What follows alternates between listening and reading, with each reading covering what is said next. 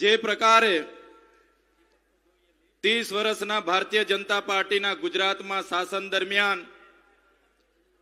માત્ર ને માત્ર આપણને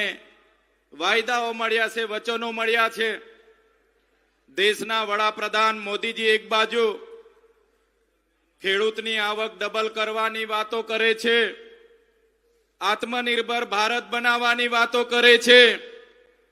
ત્યારે ભારતીય જનતા પાર્ટીને સરકારની એવી તો કઈ નીતિઓ છે અમને સમજાતું નથી કે અનાજનો ભાવ દિવસે ને દિવસે વધતો જાય છે અને અનાજ ઉગાડનાર ખેડૂત દિવસે ને દિવસે ગરીબ થતો જાય છે। આ ધરતી માતા પર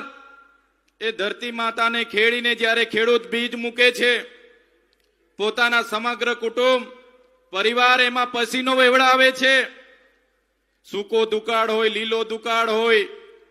અતિવૃષ્ટિ હોય, માવઠાનો માર હોય,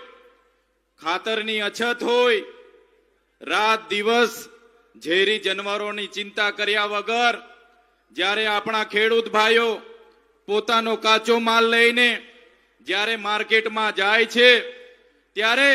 પોતાનો ભાવ પણ પોતે કરી નથી શકતા, પોતાના માલનો ભાવ બીજા વેપારીઓ કરે છે અને આ વેપારીઓ દ્વારા એમના ભાજપના મળતિયાઓ દ્વારા જે કટકી કરવામાં આવે અને એ કટકીના કડદા પ્રથા સામે આ વિસ્તારના ખેડૂતો જ્યારે લડ્યા,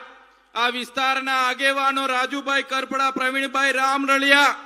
ત્યારે આ ભારતીય જનતા પાર્ટીએ આ જગતના તાત અને ખેડૂતના નેતાઓ પર લાઠી ચલાવી છે। ત્યારે આ મંચ પરથી મેં કહેવા માંગુ છું ગુજરાતની ભારતીય જનતા પાર્ટીની સરકારને, તમે મંત્રીમંડળ બદલવો છો, તમે નવા નવા મંત્રી લાવશો,